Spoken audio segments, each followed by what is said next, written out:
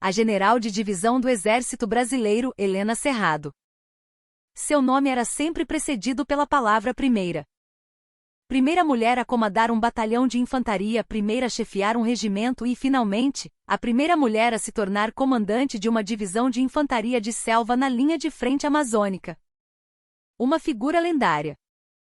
Dentro das Forças Armadas, chamavam-na de Fênix de Aço. Era uma expressão de reverência, pois em meio a qualquer crise, ela não apenas se recusava a vergar, como ressurgia das cinzas ainda mais forte. Seu gabinete de comando em Manaus estava longe de ser luxuoso. O mapa gigantesco da bacia amazônica dominava uma parede, com suas veias de rios e manchas verdes de floresta impenetrável. Estantes de aço continham livros sobre táticas de guerra na selva, manuais de sobrevivência e volumes de história militar. Pilhas de documentos organizadas com precisão milimétrica refletiam sua personalidade. Pela janela, via-se o verde sufocante da selva que se estendia até onde a vista alcançava, uma paisagem que era, ao mesmo tempo, de uma beleza estonteante e uma ameaça constante. Era a fronteira que ela jurara proteger com a própria vida. Contudo, Helena possuía outro nome, tão vital quanto sua identidade de soldada, o de mãe. 20 anos atrás, em meio a uma carreira meteórica e exigente, ela teve um filho, Lucas Mendes, um milagre em sua vida atribulada. Lucas era sua única vulnerabilidade, mas também sua mais poderosa razão de existir. No dia em que ele se alistou, Helena deliberadamente não foi vê-lo. Como comandante da divisão, ela presidia a incorporação de centenas de jovens soldados, mas não encontrou coragem para encarar o próprio filho vestindo a farda pela primeira vez. Temia que o amor materno pudesse turvar seu julgamento como oficial. Impôs a si mesma a mais rígida das disciplinas. Lucas nunca a culpou por isso. Pelo contrário, com um olhar sereno, mas mais firme que o de qualquer outro recruta, ele prestou continência e marchou para dentro do centro de formação. Era, inegavelmente, filho dela. Era uma tarde como qualquer outra. O ar denso e úmido de Manaus pesava sobre a base. Helena analisava os relatórios de desempenho dos batalhões subordinados quando o telefone interno em sua mesa tocou. Era seu chefe de gabinete. General, seu filho ligou de um número não registrado. Devo transferir a chamada? Helena hesitou. Desde que terminara o treinamento básico e fora designado para uma unidade, Lucas nunca havia ligado para o comando. As conversas eram sempre breves, em horários pré-determinados, apenas para dizer que estava tudo bem.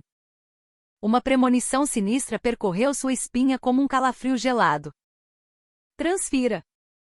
Ao levar o fone ao ouvido, um ruído de estática precedeu a voz de seu filho. Era familiar, mas estranhamente distorcida. Mãe. Sou eu, Lucas. A voz estava rouca, arranhada como a de alguém que chorara por muito tempo ou gritara até perder as forças. Lucas? O que aconteceu? Por que sua voz está assim? Não é nada. Só queria ouvir sua voz. Era mentira. Helena soube no mesmo instante. Por trás da voz de Lucas, quase inaudíveis, sons estranhos se infiltravam na ligação. Parecia haver alguém praguejando em voz baixa, e um ruído bizarro, como o de uma risada contida à força. Seu coração gelou. Lucas, onde você está? Tem alguém aí com você? Não, estou sozinho. Argue. De repente, um gemido curto de seu filho foi seguido por um som bafo e pesado do outro lado da linha. O som de algo sólido se chocando contra uma parede. Imediatamente, uma voz desconhecida e aguda interferiu. Ei, Lucas. Atende essa porra de telefone direito. Vai ficar aí choramingando pra mamãezinha, é? Não, senhor, gritou Lucas, a voz tomada pelo pânico. Mais uma vez, o som repugnante de um impacto ecoou pelo fone. Desliga essa merda, seu otário. Enquanto eu estou sendo bonzinho. Mãe, eu. A chamada foi cortada. Helena ficou paralisada, o fone ainda pressionado contra a orelha. Por alguns segundos de silêncio absoluto, a conversa e o som se repetiram em sua mente em um loop torturante. A voz embargada do filho, as palavras de afeto forçadas, e a voz desconhecida e o barulho da violência que esmagaram tudo. Lentamente, ela pousou o fone no gancho. A face de aço da general começou a apresentar fissuras minúsculas. O olhar frio da comandante que analisava relatórios desaparecera, substituído pelos olhos fascantes de uma leoa acuada, dominada por um pressentimento terrível. Ela se levantou de um salto. Ajudante de ordens. Entre agora. A porta se abriu e um jovem capitão entrou, impertigado. Sim, general. Cancele todos os meus compromissos da tarde. É uma emergência. Quero meu veículo na entrada principal imediatamente. Destino: 7º Batalhão de Infantaria de Selva. Os olhos do capitão se arregalaram. O 7º Batalhão. A unidade para a qual o filho da general fora designado. General. O que aconteceu? Aconteceu alguma coisa com meu filho. A voz de Helena era fria como gelo, mas por baixo daquela camada gélida, uma lava incandescente fervia, pronta para consumir tudo em seu caminho. Em vez de seu bastão de comando, ela agarrou as chaves do carro. A partir daquele momento, não era mais a general Helena Cerrado. Era a mãe Helena. A batalha mais crucial de sua vida não seria travada na fronteira da pátria, mas no caminho que a levaria até seu filho.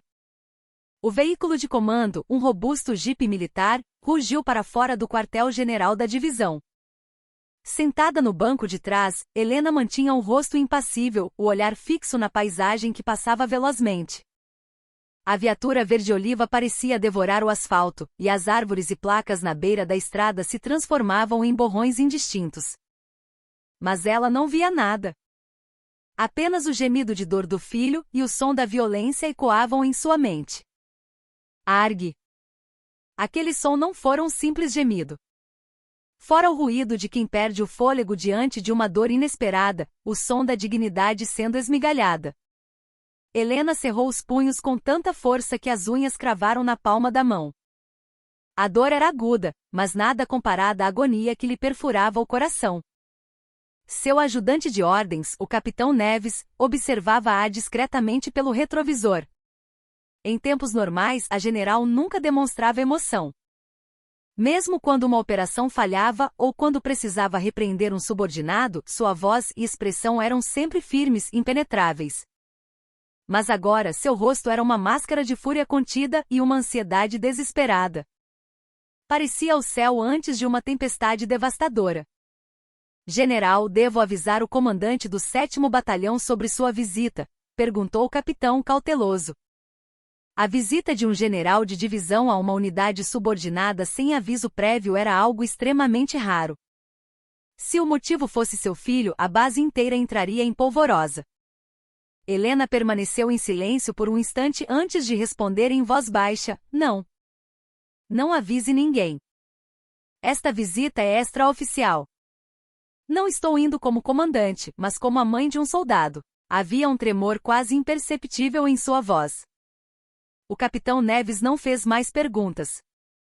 Ele sabia que estava entrando no olho de um furacão. A paisagem familiar da estrada que levava à base da selva passou pela janela. Era o mesmo caminho que ela e Lucas haviam percorrido de carro antes de ele se alistar. Naquela ocasião, sentado no banco do carona, Lucas falará sobre seus medos e expectativas em relação à vida militar. Mãe, você acha que eu vou conseguir? Não vou envergonhar seu nome, vou? Helena se lembrava de ter afagado seus cabelos e dito: Lucas, antes de ser meu filho, você é um cidadão brasileiro. O mais importante é cumprir seu dever como soldado. Não se preocupe com o meu nome. Apenas não seja um covarde. Em qualquer situação, seja alguém de quem você possa se orgulhar, como sua voz soara fria e distante naquele momento. O filho só queria uma palavra de conforto, e ela lhe dera um sermão. Um arrependimento amargo a fez morder os lábios. Ensinara-o a não ser covarde, mas quando ele sofria sob o jugo da injustiça, ela nada sabia. O veículo finalmente parou diante do posto de guarda do 7º Batalhão. A frase "A selva não conquista" integrasse gravada em uma placa de madeira na entrada pareceu zombar dela. 2 soldados de sentinela, ao verem o carro oficial de um general, correram em pânico. Atenção! Quem-se? O sargento responsável pelo posto, um homem chamado Oliveira, não conseguiu terminar a frase. Helena já havia descido do carro. Ela não usava sua farda, nem as insígnias de general. Vestia uma calça jeans, uma jaqueta simples e tinha os cabelos presos num coque. Parecia uma mulher de meia-idade comum. O sargento Oliveira ficou visivelmente confuso. Uma civil saindo de um carro de general? Ele a examinou de cima a baixo com desconfiança. Visita? O horário de visitas já acabou. A senhora precisa agendar para o fim de semana, seguindo os procedimentos. O tom era burocrático e impessoal. Uma voz que seguia o manual, mas desprovida de qualquer empatia.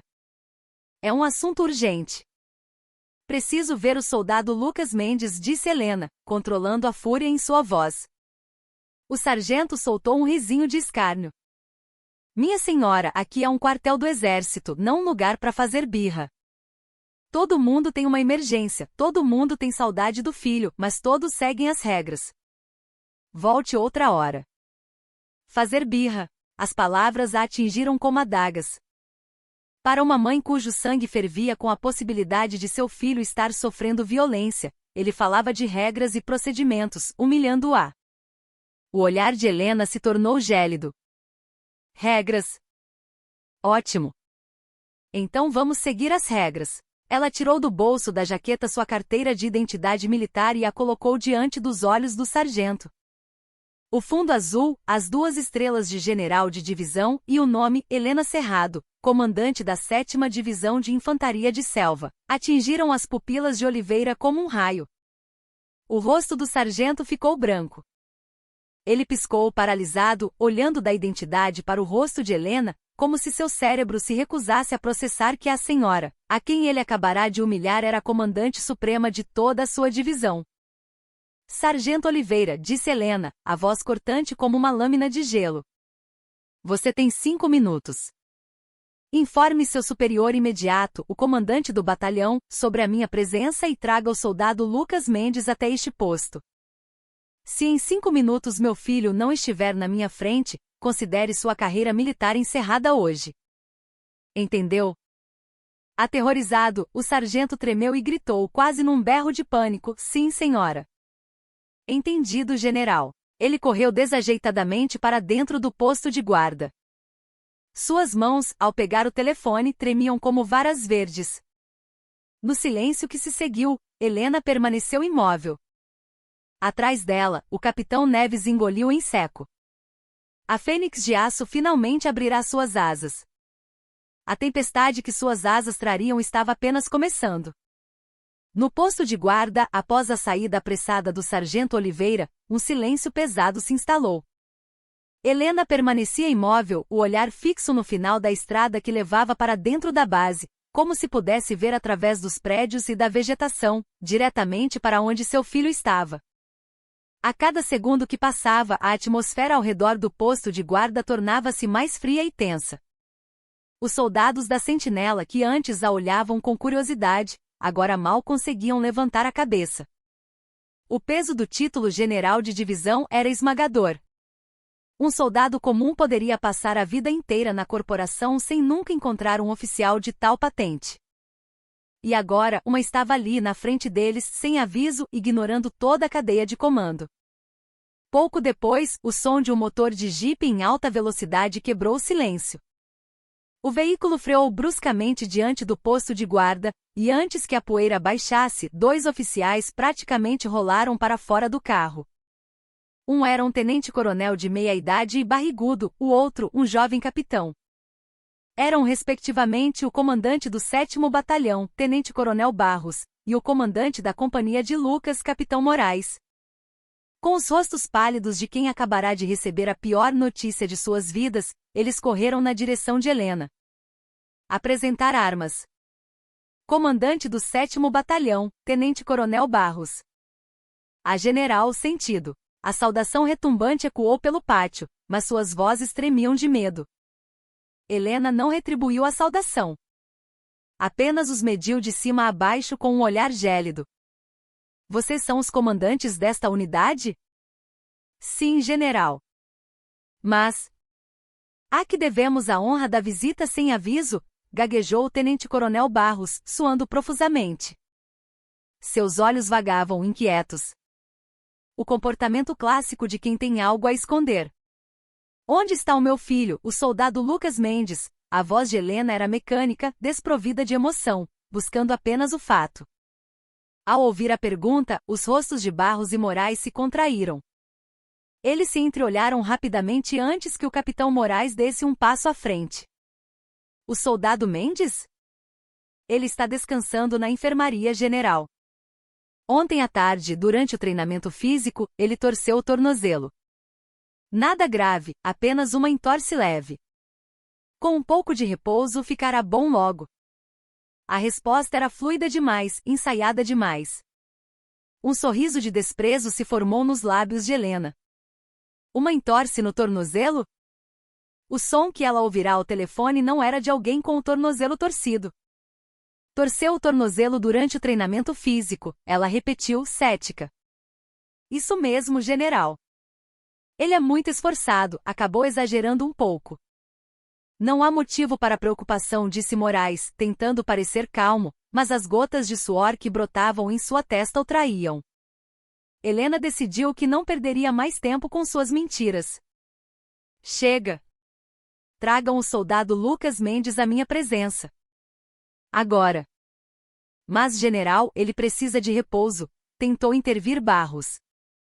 Naquele instante, o olhar de Helena se tornou afiado como uma navalha. Eu pareço estar pedindo sua opinião? Isso é uma ordem. Se meu filho não estiver aqui em 1 minuto, considerem-se ambos não apenas destituídos de seus comandos, mas também respondendo a um inquérito na corte marcial.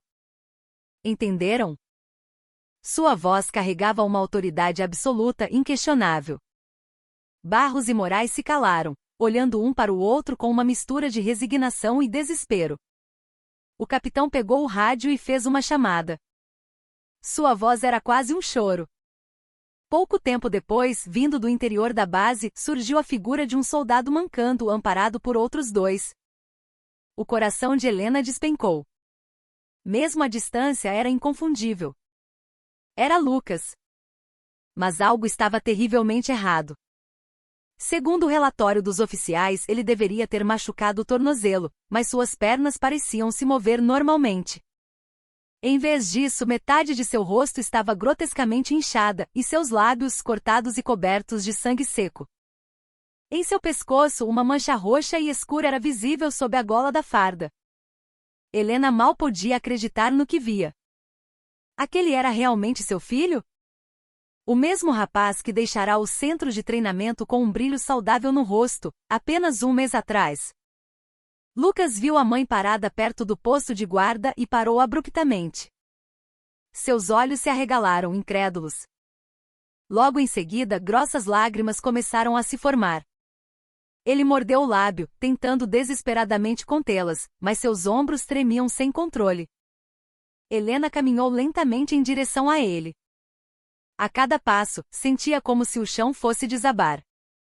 O rosto inchado do filho, seus olhos tomados por uma mistura de terror e tristeza, sua hesitação em se aproximar da própria mãe. Aquela imagem miserável rasgava sua alma em pedaços.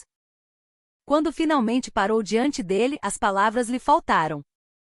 Com a mão trêmula, ela ergueu o braço e tocou delicadamente a bochecha inchada de Lucas. A pele dele queimava como brasa.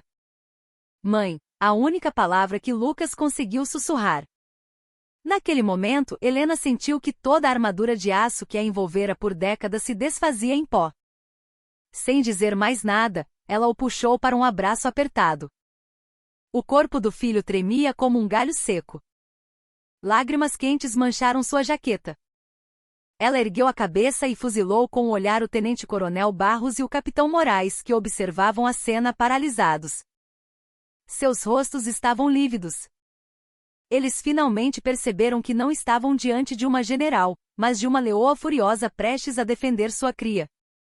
Uma entorse no tornozelo, vocês disseram? A voz de Helena era um sussurro baixo e ameaçador, vindo das profundezas do inferno.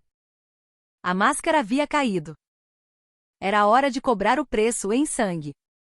Depois de acomodar o filho no banco de trás do veículo, Helena não fez nenhuma pergunta.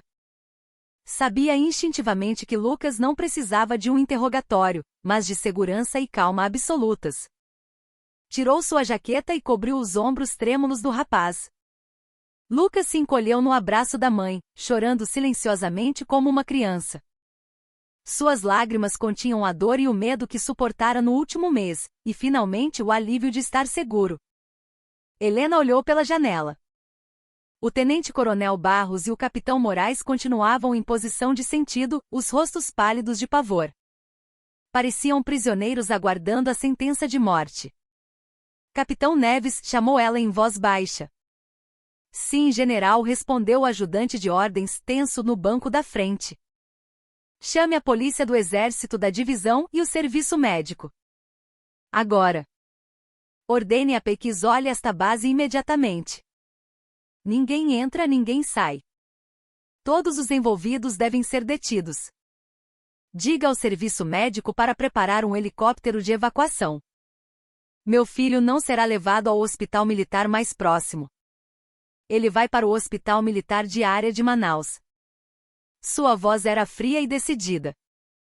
Em sua mente, um plano de ação já estava traçado. Isso não era um simples caso de maus-tratos. Era um crime grave, com uma tentativa de acobertamento orquestrada pelos comandantes. Portanto, a enfermaria daquela unidade também não era confiável. Entendido, general. O capitão Neves pegou o telefone via satélite e começou a transmitir as ordens. Observando a cena, o rosto do tenente-coronel Barros assumiu uma tonalidade cinzenta. Polícia do Exército, helicóptero médico. Ele percebeu que a situação havia escalado para um ponto sem retorno. General, por favor, reconsidere. Este assunto pode ser resolvido internamente. Barros tentou desesperadamente argumentar, mas Helena o cortou com frieza. Cale-se. Você não tem mais o direito de falar. Ela abriu a porta do carro e caminhou decididamente em direção a Barros e Moraes. Os dois oficiais recuaram instintivamente, incapazes de suportar a fúria em seus olhos. Vocês olharam para o estado do meu filho e tiveram a coragem de dizer que era uma entorse no tornozelo? De quem receberam um relatório tão falso? Ou melhor, vocês sequer se deram ao trabalho de olhar para o rosto dele. Pressionados, os dois não conseguiram responder. Apenas baixaram a cabeça, mordendo os lábios. Muito bem.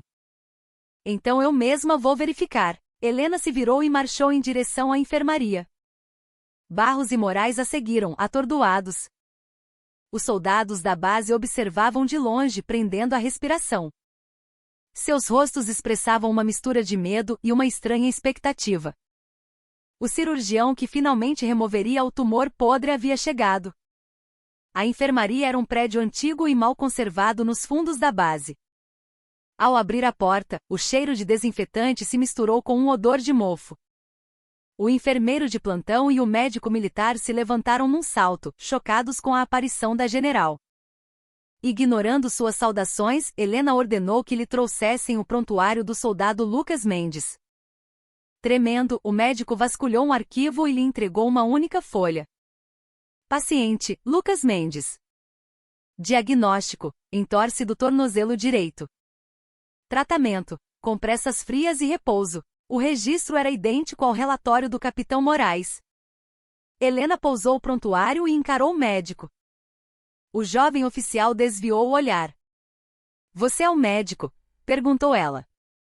Sim, general. Capitão médico Osvaldo. Como médico você deve ter examinado o paciente pessoalmente. Não viu os ferimentos no rosto e no corpo do meu filho? Oh! O paciente afirmou que caiu da escada. Caiu da escada e machucou apenas um lado do rosto e o pescoço dessa forma? E por que prescreveu analgésicos tão fortes para uma simples entorse? Helena apontou para o nome de um medicamento anotado em letras minúsculas no canto da ficha. Cloridrato de petidina. Um opiáceo potente jamais usado para uma torção comum. Era uma droga reservada para controlar dores excruciantes de fraturas ou pós-operatórios. O rosto do médico ficou azul. Ele se queixou de muita dor. Mentira, cuspiu Helena. Sua experiência no comando médico lhe dava um conhecimento profundo sobre medicamentos. A petidina era uma substância controlada, cujo uso era estritamente regulado. Prescrevê-la para uma entorse era prova de que o estado real do paciente era gravíssimo. Alguém desesperado para silenciar os gritos de dor de Lucas e evitar que ele fosse transferido para um hospital externo, forçara a prescrição daquela droga. Traga o raio-x. O médico correu para a sala de radiologia, quase chorando. Voltou com a chapa do tornozelo de Lucas. Helena a colocou no negatoscópio. À primeira vista, não havia nada de errado com os ossos. Mas ela era uma especialista, acostumada a ver os ferimentos de inúmeros soldados. Semicerrou os olhos, focando em uma área específica. E então o encontrou. Abaixo do malelo, uma linha finíssima, quase invisível a olho nu. Isso é uma fissura, ela sussurrou. Uma fratura por estresse. Não era uma simples entorse. Era a prova irrefutável de que um trauma externo, de grande impacto, havia ocorrido. Alguém provavelmente havia pisoteado ou chutado o tornozelo de seu filho com violência. Naquele momento, a porta da enfermaria se abriu silenciosamente e um soldado entrou. Parecia ser um colega de pelotão de Lucas, um rapaz magro e com o rosto assustado. Ao ver Helena, ele se assustou e baixou a cabeça. Foi até o bebedouro no canto da sala, fingindo pegar água e passou ao lado dela. Foi quando aconteceu. Um pequeno pedaço de papel dobrado caiu da mão do soldado como se por acidente. Helena o apanhou. O soldado saiu apressadamente da enfermaria. Discretamente, ela abriu o bilhete. Dentro, escrito a lápis com uma letra trêmula, estava a mensagem: foi o cabo Tiago Noronha. O pai dele é alguém muito importante no Ministério da Defesa. Todos sabem, mas ninguém tem coragem de falar. Por favor, salve o Lucas. A mão de Helena tremeu ao ler o bilhete. Cabo Tiago Noronha. E um peixe grande no Ministério da Defesa. Todas as peças do quebra-cabeça se encaixaram. Isso ia além de um simples caso de maus-tratos. Era um crime sistemático protegido pelo poder. Uma chama de fúria fria se acendeu em seus olhos. O contorno da verdade havia sido revelado. Agora restava apenas enfiar a faca no coração do monstro. A mão de Helena que segurava o bilhete tremia incontrolavelmente. Cabo Tiago Noronha. O filho de um alto funcionário do Ministério da Defesa. Todas as dúvidas se dissiparam, mas, ao mesmo tempo, ela sentiu a presença de um muro ainda mais colossal à sua frente. Era por isso que o comandante do batalhão e o da companhia tentaram acobertar o caso de forma tão desesperada.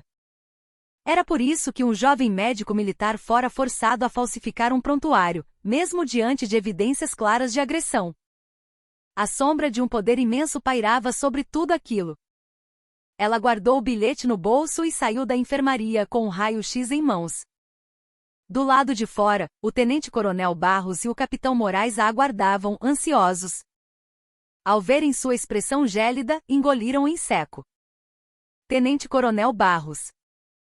Sim, general.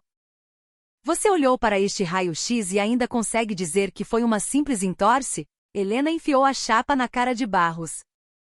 A linha fina da fratura era inconfundível. As pupilas do coronel se dilataram. Eu não tinha verificado pessoalmente. Apenas confiei no relatório do médico. Era uma desculpa covarde, a típica manobra de transferir a culpa para um subordinado. O olhar de desprezo de Helena o trespassou. Você não verificou, ou fingiu não ver?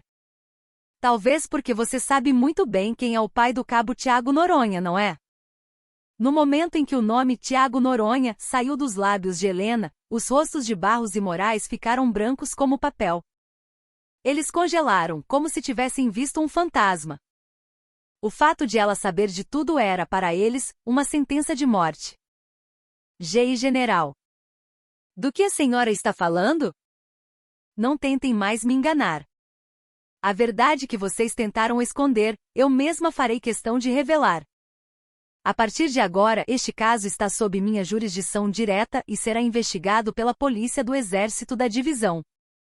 Vocês dois estão imediatamente afastados de suas funções e ficarão detidos até o fim da investigação. E quanto ao cabo Tiago Noronha, prendam-no imediatamente e o levem para a custódia da PE. Sua declaração ressoou pela base como um trovão. Afastar comandantes de suas funções, prender um cabo em flagrante. Eram medidas extremas, o uso máximo da autoridade de um general de divisão, algo raramente visto. Foi então que um som de hélices cortando o ar começou a se aproximar. No céu, um helicóptero médico com a cruz vermelha pintada na fuselagem descia em direção ao campo de parada, levantando uma nuvem de poeira. A ordem de Helena fora cumprida em pouco mais de 10 minutos. Assim que o helicóptero pousou, soldados da Polícia do Exército, totalmente equipados, desembarcaram rapidamente. Sem hesitar, começaram a isolar as instalações principais, como o quartel-general do batalhão e a enfermaria. Em seguida, maqueiros correram em direção ao veículo de comando de Helena. O tenente-coronel Barros assistia a tudo atônito. Helena não estava blefando. Ela realmente pretendia virar aquela unidade de cabeça para baixo. Em um ato de desespero, ele tentou um último apelo. General, por favor, não faça isso. Se este incidente vier a público, a honra de toda a divisão ficará manchada. Podemos resolver isso discretamente. Dê-me mais uma chance. Ele parecia prestes a se ajoelhar. Mas Helena lhe deu as costas friamente. Honra? A honra não é preservada ao se cobrir uma ferida podre com um pano sujo. Isso só faz com que o pus se espalhe e mate o corpo inteiro. O que vocês estavam tentando proteger não era a honra da divisão, mas o conforto de suas próprias posições, bajulando o poder. Ela observou seu filho ser levado de maca pelos enfermeiros em direção ao helicóptero.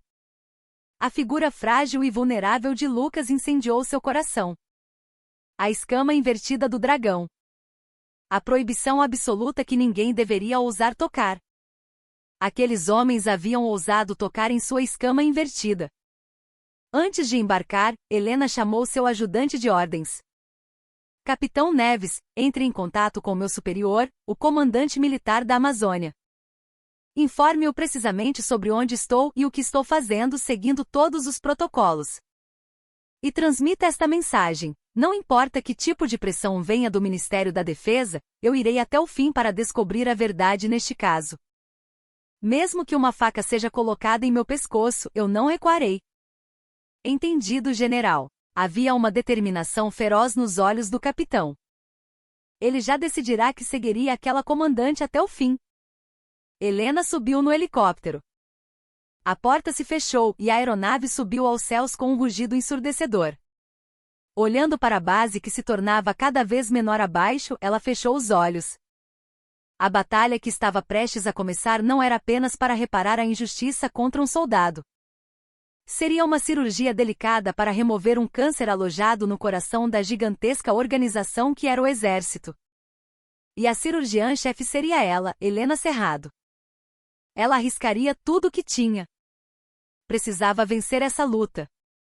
Pelo seu filho, e por todos os outros filhos que sofriam em silêncio.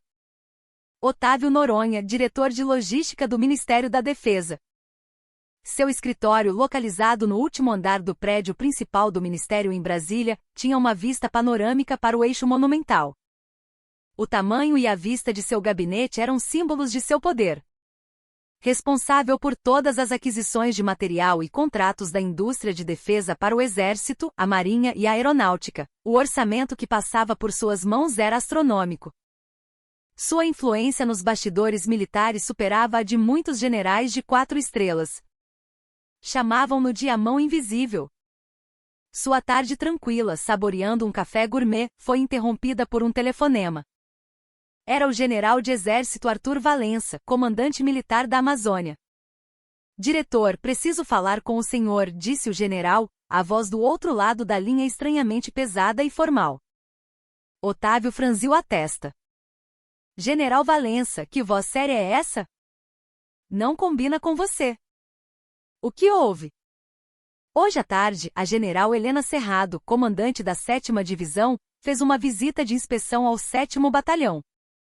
Lá, ela encontrou evidências de que seu filho, o soldado Lucas Mendes, vinha sofrendo agressões e maus-tratos de forma sistemática. Otávio pousou a xícara de café. Helena Cerrado. Aquele nome o irritava. Uma oficial sortuda que, por ser mulher, receberá todo tipo de tratamento preferencial para chegar ao generalato. Era assim que ele a via. E daí? Esse tipo de coisa acontece no exército. A general se meteu pessoalmente nisso por tão pouco? O problema, diretor, é que o soldado apontado como agressor é o seu filho, o cabo Tiago Noronha. O semblante de Otávio se fechou instantaneamente. A calma de antes desaparecera. O quê? A general Cerrado ordenou a prisão imediata do cabo Tiago Noronha e afastou todos os comandantes da unidade. Ela declarou que o caso será investigado diretamente pela polícia do Exército da Divisão. O soldado Mendes está sendo evacuado para o Hospital Militar de Manaus neste momento. A mente de Otávio Noronha começou a girar. O moleque havia aprontado de novo. E desta vez a outra parte era perigosa. A primeira mulher general de divisão. Uma figura que atraía a atenção da mídia. Se a história vazasse, o escândalo seria incontrolável. General Valença, ligue para essa mulher agora mesmo e mande-a parar com tudo isso. Onde já se viu uma general de divisão ameaçar o filho do diretor de logística do ministério? Isso é um claro abuso de poder, uma chantagem. Sua voz estava carregada de uma raiva explícita. Diretor, isso será difícil. A general Cerrado me informou pessoalmente que não recuará, independentemente de qualquer pressão externa. É um exercício legítimo de sua autoridade como comandante, não tenho justificativa para impedi-la. A voz do general Valença era firme. Ele não fazia parte do círculo de influência de Otávio. Era um militar de carreira que subira por mérito próprio, conhecido por sua integridade. Otávio rangeu os dentes. Justificativa?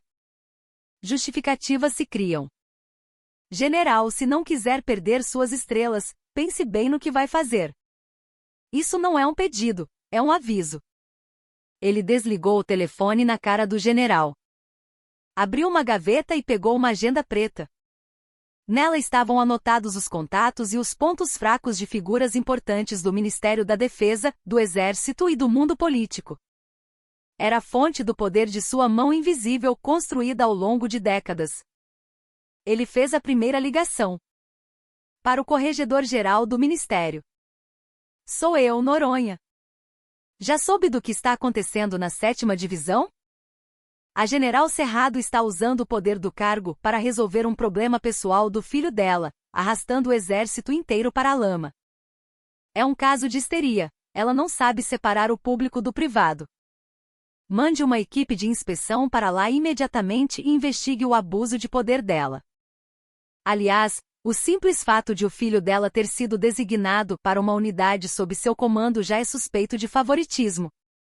A ligação seguinte foi para o editor-chefe de um grande jornal. Sou eu.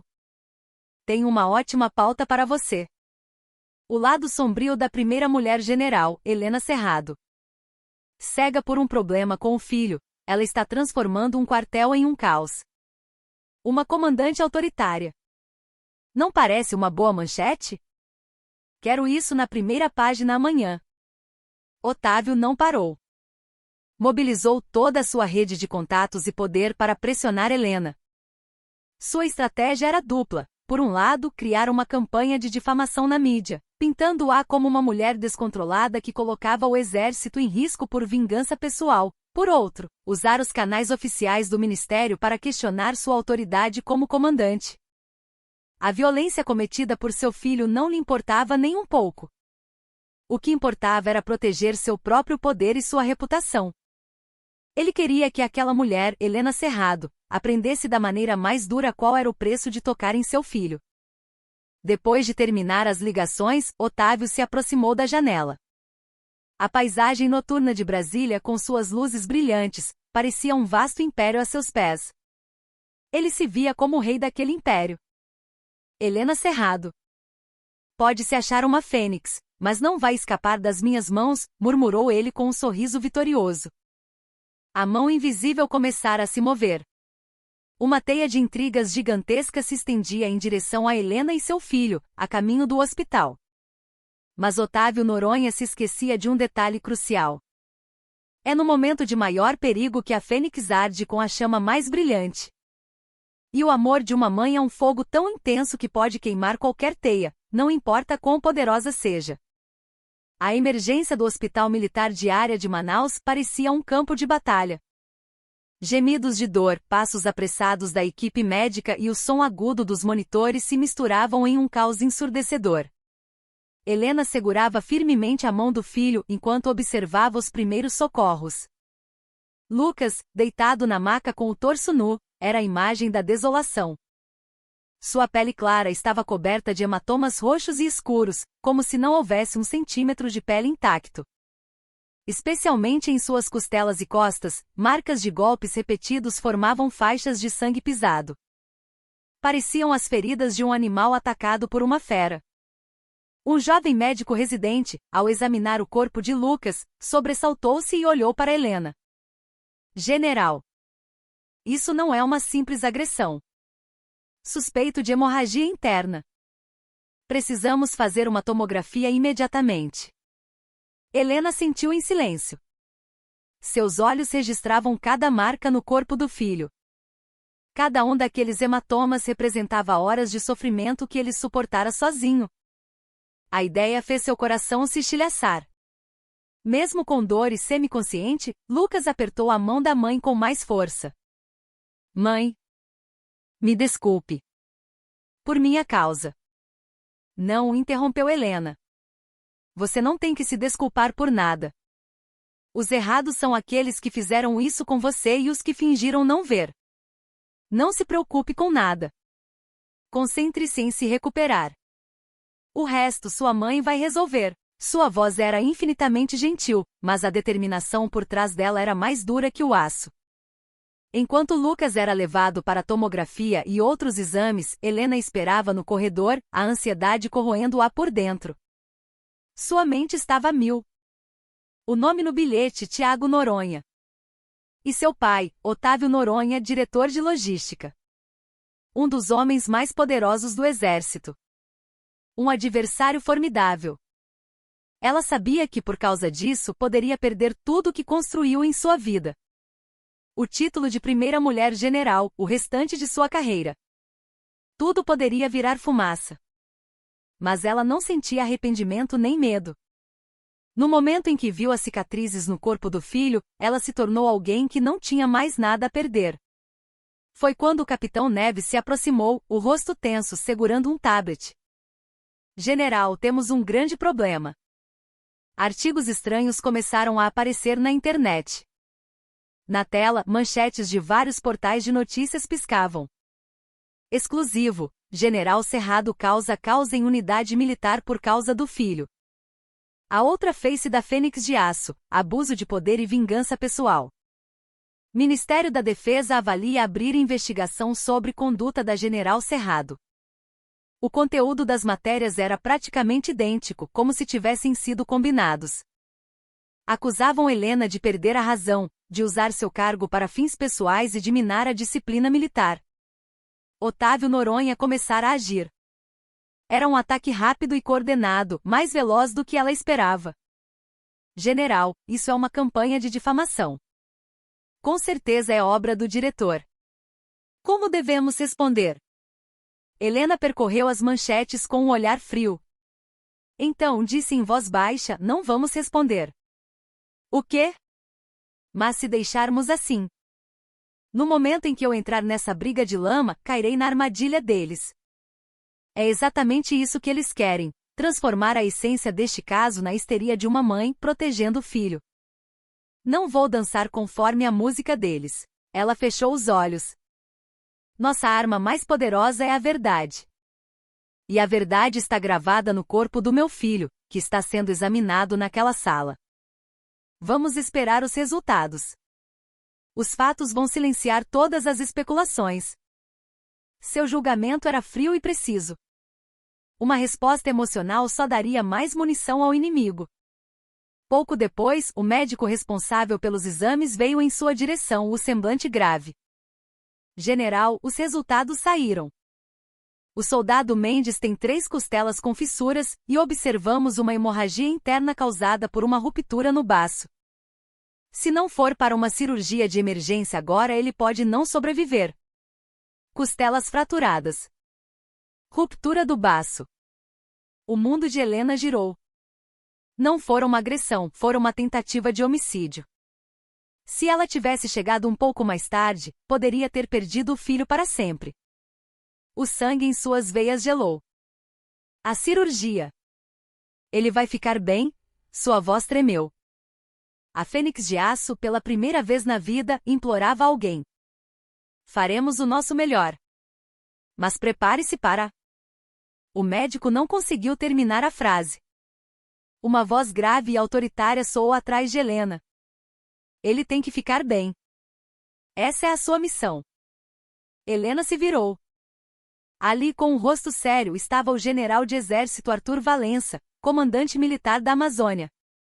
Atrás dele, seu chefe de Estado-Maior e o comandante da polícia do exército da região. Seu superior imediato viera pessoalmente ao hospital. General Valença. Recebi seu relatório, Helena. Você deve ter passado por um inferno sozinha. Arthur Valença pousou a mão levemente no ombro dela. Aquele simples gesto lhe deu a sensação de ter um pilar de sustentação. A partir de agora, este caso não será mais conduzido pela divisão, mas pelo Comando Militar da Amazônia. Vou mobilizar todos os recursos da Polícia do Exército, da Corregedoria e do setor jurídico para esclarecer os fatos.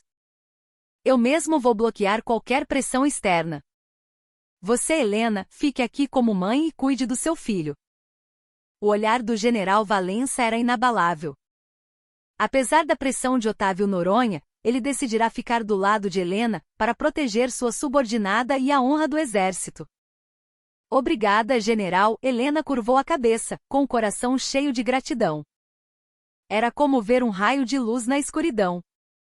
Ela não estava mais sozinha. Tinha um aliado para lutar contra aquele muro de poder. Enquanto observava a maca com seu filho ser levada para a sala de cirurgia, ela fez uma promessa a si mesma. Venceria essa guerra, custe o que custasse, e mostraria a Lucas o que significava ser uma mãe da qual ele pudesse se orgulhar. A intervenção do general Valença foi o lance que virou o jogo. Com o comando da investigação elevado da divisão para o Comando Militar da Amazônia, a pressão da Corregedoria do Ministério da Defesa, instigada por Otávio Noronha, perdeu força. A interferência direta de um órgão de Brasília na jurisdição de um comandante militar seria uma quebra de protocolo inaceitável. As notícias maliciosas plantadas por Noronha na imprensa também perderam o ímpeto diante do anúncio oficial de que uma investigação formal em alto nível havia sido instaurada. Em seu gabinete, Otávio Noronha amassou um jornal e o atirou na parede, enfurecido. Arthur Valença. Aquele velho teimoso. Ousa cruzar o meu caminho. Ele se sentiu profundamente humilhado pelo fato de o general ter ignorado seu aviso e tomado o partido de Helena. Ao mesmo tempo, uma onda de ansiedade o atingiu. Valença era conhecido por sua integridade e por não pertencer a nenhuma panela política dentro das Forças Armadas. Sua entrada no caso era uma declaração de guerra. Noronha decidiu jogar outra carta, seu próprio filho, Tiago. Ele imediatamente solicitou uma visita especial ao filho, que estava detido na sede da Polícia do Exército da Divisão. Foi um claro uso de sua influência, mas a P não pôde recusar o pedido de um diretor do ministério. Na sala de visitas, Tiago estava irreconhecível. A arrogância habitual desaparecera, dando lugar ao olhar assustado de um animal encurralado. Pai, me tira daqui. Aquela mulher, a General Cerrado, aquela louca vai acabar comigo, ele choramingou, agarrando-se ao pai. Otávio olhou para o filho com desprezo. Cala a boca, seu inútil. Você tem ideia da enrascada em que me meteu com essa sua idiotice? Mas pai, foi aquele desgraçado do Lucas que me provocou. Todo mundo abaixava a cabeça quando eu falava o seu nome, mas ele... A mão de Otávio acertou o rosto de Tiago com força. Ainda não entendeu, seu imbecil? O problema não é em quem você bateu, mas de quem ele é filho. O alvo é uma general de divisão. A essa altura, você já deveria estar de joelhos implorando por perdão, e ainda está aí se achando certo? Otávio agarrou o filho pelo colarinho. Escute bem. Faça exatamente o que eu mandar. Você não fez nada. Foi o Lucas que caiu da escada sozinho. Diga que ele sempre teve inveja de você e vivia te provocando. Convença alguns dos seus amigos a testemunharem a mesma coisa. Entendeu? Era um plano desprezível para inverter os papéis de vítima e agressor. Mas muita gente viu o que aconteceu. Se todos contarem a mesma história, ela se torna verdade. O mundo funciona assim. A verdade é aquilo que os poderosos dizem que é. Otávio deu mais algumas instruções ao filho e saiu. Ele não estava tentando salvar Tiago. Estava usando-o como isca para ganhar tempo, enquanto tramava outra conspiração para derrubar Helena e Arthur Valença. Enquanto isso, no hospital, a cirurgia de emergência de Lucas já durava mais de 5 horas. Helena velava do lado de fora da sala de cirurgia, passando a noite em claro, o coração em chamas. Ao seu lado, o general Valença permaneceu em silêncio. Helena, não se preocupe tanto. Seu filho é forte como você. Ele vai superar isso. O conforto rústico do general a acalmou um pouco. Ela se perguntava por que ele estava se arriscando tanto para ajudá-la. General. Por quê? Helena, somos soldados. A honra de um soldado não vem da patente ou do cargo, mas dos valores que defendemos. Se fecharmos os olhos para a violência, se nos curvarmos ao poder e ignorarmos a verdade, não passaremos de bandidos de farda. E eu não quero que meus subordinados se tornem isso. Especialmente alguém como você, que é o futuro do nosso exército. As palavras do general Valença eram a personificação de seu código de honra. Helena sentiu um calor subir do fundo do peito. Ao amanhecer, a porta da sala de cirurgia finalmente se abriu. O cirurgião-chefe apareceu, o rosto coberto de suor, mas com uma expressão aliviada. A cirurgia foi um sucesso. O pior já passou. A força vital do paciente é impressionante. Ao ouvir aquelas palavras, a tensão no corpo de Helena se desfez e ela quase desabou. Lágrimas quentes rolaram por seu rosto. As primeiras lágrimas que a fênix de aço derramava em muito tempo. Lucas foi transferido para a UTI. Ele ainda não havia acordado da anestesia, mas sua respiração era regular. Vê-lo assim fez o mundo de Helena recuperar suas cores. Foi quando um assessor do general se aproximou. General, o cabo Tiago Noronha começou a negar todas as acusações. Ele está alegando que era ele quem sofria bullying do soldado Mendes. Alguns outros soldados estão corroborando a versão dele. O semblante do general Valença se fechou. Otávio Noronha. Ele já começou a agir. Helena secou as lágrimas e se levantou. Seu olhar recuperara a frieza de antes. General, agora é a minha vez de agir. Se eles querem cobrir a verdade com mentiras, eu vou esmagar as mentiras deles com uma verdade ainda maior. Ela chamou seu ajudante. Capitão Neves, a partir de agora, realize entrevistas individuais com todos os soldados do 7º Batalhão. Garanta anonimato total. Colete todos os casos de abuso cometidos por Tiago Noronha, sem exceção. E encontre aquele soldado. O soldado que me entregou o bilhete. Ele é a chave para virar este jogo. No olho do furacão, o contra-ataque de Helena havia começado. A batalha não era mais apenas sobre provar a verdade, mas sobre dar voz às inúmeras vítimas que haviam sido forçadas ao silêncio. Seguindo as ordens de Helena, a polícia do Exército do Comando Militar da Amazônia iniciou uma investigação massiva em todo o 7º Batalhão. O objetivo era desmantelar o reino de terror de Tiago Noronha. Com questionários anônimos e entrevistas individuais confidenciais, a muralha de silêncio dos soldados começou a ruir. As histórias que emergiram eram chocantes. Tiago não era apenas um valentão, ele havia construído um feudo pessoal dentro da unidade, onde agia como um tirano. Sua violência não se limitava a Lucas. Ele colocava fezes nos armários dos recrutas de quem não gostava, os forçava a lavar suas roupas e limpar seus alojamentos, e até os chantageava para que pedissem dinheiro aos pais e o entregassem. O mais assustador era que a maioria dos oficiais sabia de tudo e não fazia nada.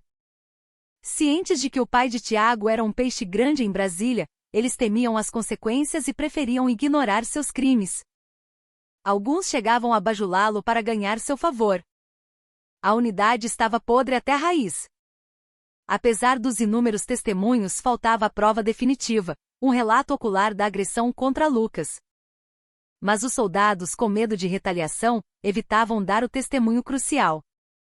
Entre os que mentiam para proteger Tiago e a maioria que permanecia em silêncio, a investigação chegou a um impasse. Helena sentia a urgência. A cada dia que passava, o muro de mentiras de Otávio Noronha se tornava mais forte. Como última esperança, ela se concentrou em encontrar o soldado do bilhete. Após uma busca minuciosa baseada nos registros de entrevistas e descrições, o capitão Neves finalmente o encontrou. Seu nome era Felipe Costa, um recruta que se alistara junto com Lucas. Helena solicitou uma conversa a sós com ele.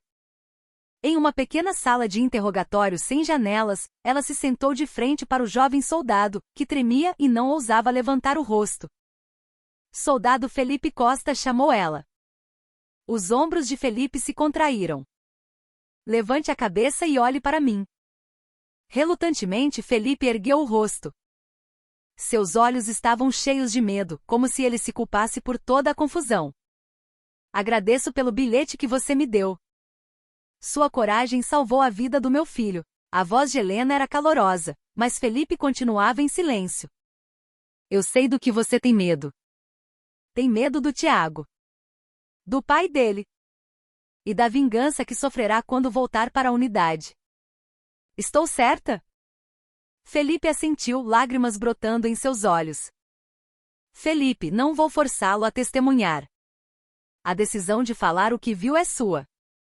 Mas peço que se lembre de uma coisa: se você ficar em silêncio hoje, outros Tiagos continuarão a aparecer.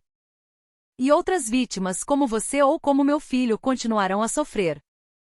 Às vezes, o silêncio pode ser uma arma mais cruel que a própria violência. Helena se levantou, pronta para sair. Naquele momento, a voz trêmula de Felipe a deteve. Eu estou com medo. Helena parou e se virou. Estou com muito medo. O Cabo Noronha não vai me deixar em paz. Ninguém vai me proteger. Tenho medo que aconteça comigo o mesmo que aconteceu com o Lucas, ou algo pior. Sua voz era quase um grito de desespero, a voz de todos os fracos diante da tirania. Helena sentou-se novamente diante dele e segurou suas mãos trêmulas. O toque dela era firme e quente. Eu lhe prometo. Eu vou proteger você. Dou a minha palavra como general e como mãe. Ninguém tocará em um fio de cabelo seu. Então, por favor, tenha coragem. Pelo Lucas. E por você mesmo. Felipe chorou em silêncio por um longo tempo, olhando para a mão que o segurava e para os olhos sinceros à sua frente. Finalmente, como se tomasse a decisão mais difícil de sua vida, ele abriu a boca. Eu vou falar. Vou contar tudo o que eu vi. O testemunho de Felipe começou. Ele narrou a verdade sem omitir nada. Contou como Tiago arrastara Lucas para o almoxarifado por um motivo fútil e o espancara selvagemente. E revelou um fato ainda mais chocante: o capitão Moraes, comandante da companhia, observara tudo da janela e fingira não ver.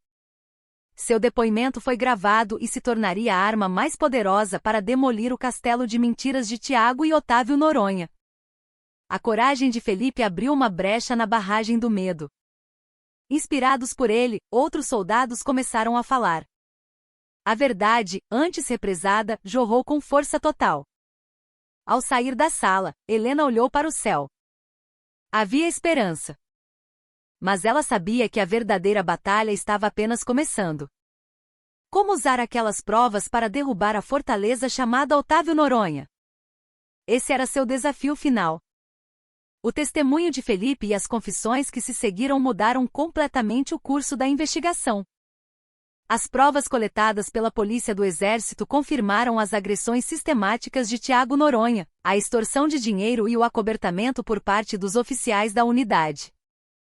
Com base nos resultados, o general Valença ordenou a prisão preventiva de Tiago por lesão corporal grave, abuso de poder e extorsão, e o encaminhou à promotoria militar.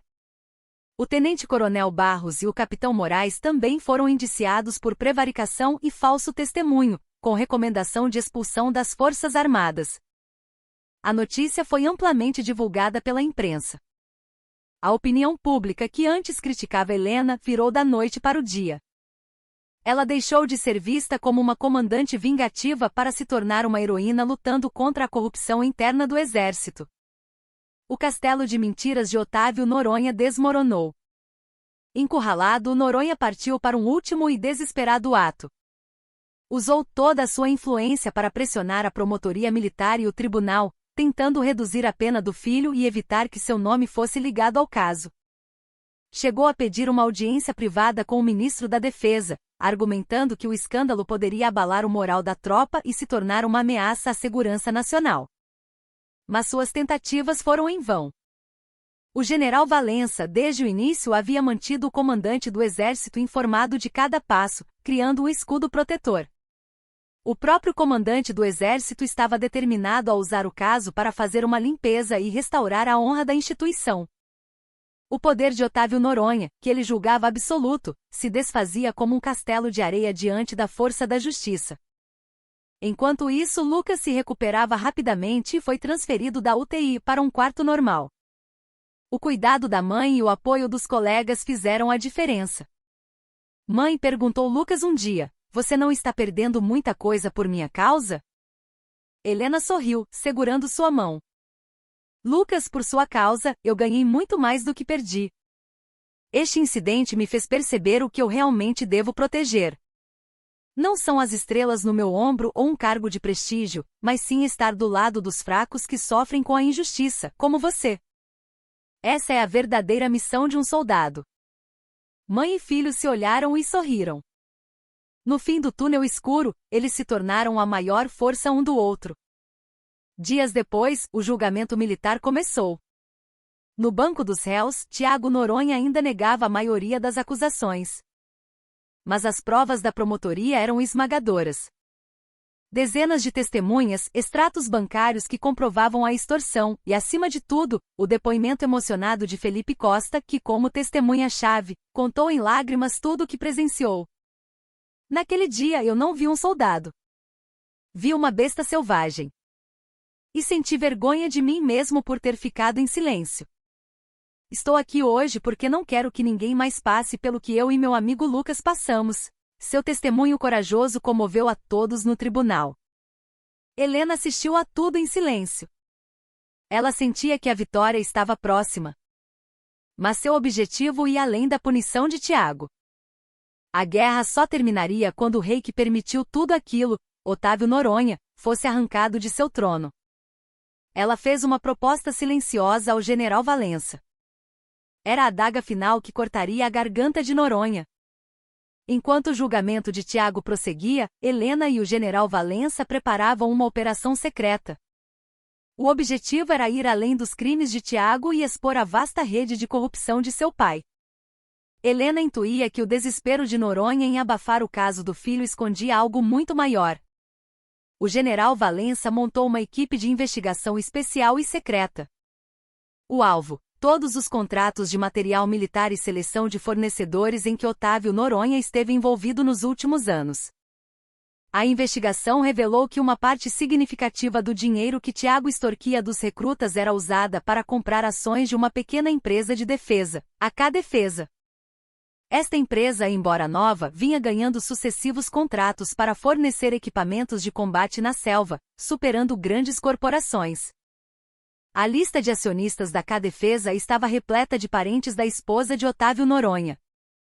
Era um esquema clássico. Noronha usava seu cargo para favorecer a empresa e recebia propina em forma de ações em nome do filho. O medo de que o escândalo de agressão levasse à descoberta de seus próprios crimes era a verdadeira razão de seu desespero. Com todas as provas em mãos, Valença e Helena se reuniram com o comandante do exército.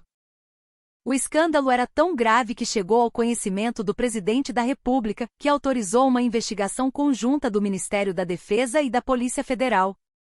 Naquela tarde, investigadores invadiram o gabinete de Otávio Noronha. Ele foi pego de surpresa, sem tempo para destruir provas. Seu reino, construído sobre corrupção e poder, ruiu em um único dia. A imprensa batizou o caso de escândalo da mão invisível. Do hospital, Helena assistiu às notícias. Não sentia euforia, mas um profundo vazio. O poder era um monstro que transformava homens, e era preciso um sacrifício enorme para detê-lo. Ao seu lado, Lucas perguntou: "Mãe, acabou, não é?" Helena sorriu fracamente. "Não. Agora é que começa. Arrancamos a raiz podre. Agora temos que plantar sementes de esperança no lugar." No dia do veredito final, o tribunal militar estava lotado. O promotor descreveu Tiago Noronha como um criminoso que desonrou a farda e pediu a pena máxima. A sentença foi lida pelo juiz. O réu, Tiago Noronha, é condenado a 7 anos de prisão em regime fechado. O som do martelo ecoou. 7 anos. Uma pena extraordinariamente severa para os padrões da justiça militar. Tiago foi levado pelos guardas, o rosto vazio, sem expressar qualquer emoção. Barros e Moraes foram condenados a penas menores, mas foram expulsos com desonra do exército, a maior vergonha para um militar. Ao sair do tribunal, Helena encontrou Felipe Costa, que agora estava sob um programa de proteção a testemunhas. "General, obrigado por tudo." Seu rosto não mostrava mais medo, mas orgulho. "Não", respondeu Helena, tocando seu ombro. "Foi a sua coragem que tornou tudo isso possível. Você é o verdadeiro soldado." "Obrigado, Felipe." Meses depois, a tempestade passou. Lucas recebeu a recomendação de dispensa por invalidez, mas insistiu em completar seu tempo de serviço. Ele aprendeu a não fugir, mas a enfrentar. Foi transferido para o quartel-general da divisão. No dia de sua dispensa, correu ao encontro da mãe que o esperava no portão. "Mãe, agora sou um civil." "Bom trabalho, meu filho." "Estou orgulhosa." "O que vai fazer agora?" perguntou Helena. "Eu decidi.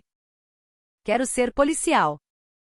"Policial federal." Os olhos de Helena se arregalaram. "Passei por tudo isso e percebi que o mundo está cheio de gente má que atormenta os fracos. E alguém precisa proteger essas pessoas. Assim como a senhora protegeu o país como soldado, eu quero proteger os cidadãos como policial." Seu olhar era firme. Ele transformará sua dor em uma missão. Helena sentiu o peito se encher de emoção. Para ela também vieram mudanças. Reconhecida por sua liderança, ela foi promovida e transferida para um cargo estratégico no Estado-Maior do Exército em Brasília, um passo decisivo para se tornar a primeira mulher general de exército com 4 estrelas. Mas ela não se importava mais com patentes. Sua nova missão era reformar o sistema para que nunca mais surgissem outros Noronhas, e para que soldados corajosos como Felipe fossem sempre valorizados. Anos se passaram. Numa delegacia da Polícia Federal em Brasília, o jovem detetive Lucas Mendes comia um macarrão instantâneo em frente à TV. Na tela, sua mãe, agora com as 4 estrelas de general de exército no ombro, estava sendo sabatinada no Congresso. Ela era indicada para se tornar a primeira mulher chefe do Estado-Maior Conjunto das Forças Armadas, o mais alto posto militar do país. Um deputado a provocou: "General, no passado, um incidente envolvendo seu filho abalou as Forças Armadas. Alguns dizem que a senhora usou um sentimento pessoal como combustível para sua carreira. O que diz sobre isso?" Helena respirou fundo. "Sim, eu quase perdi meu filho. Como mãe, essa é uma dor que nunca esquecerei. Mas eu me esforcei para transformar essa dor não em vingança pessoal, mas em responsabilidade pública. Ela olhou diretamente para a câmera como se falasse com Lucas. Eu não tenho apenas um filho. As centenas de milhares de jovens que servem este país são todos meus filhos e filhas. Estou aqui para construir um exército onde eles sejam respeitados, suas vozes sejam ouvidas e seus sacrifícios não sejam em vão. Enquanto meu coração bater, dedicarei cada segundo da minha vida a essa missão. Aplausos irromperam no plenário, algo raro. Os olhos de Lucas se encheram de lágrimas. Sua mãe continuava sendo sua maior heroína. Naquele momento, seu celular tocou. Era ela. Filho, viu as notícias?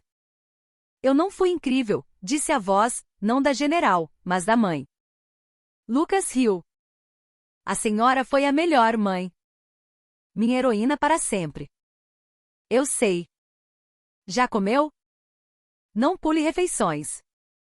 Passe em casa mais tarde, fiz sua comida preferida. Sim, mãe. Até mais tarde. Lucas desligou e olhou pela janela. As luzes da cidade brilhavam. Lá fora sua mãe no lugar mais alto, e ele na linha de frente,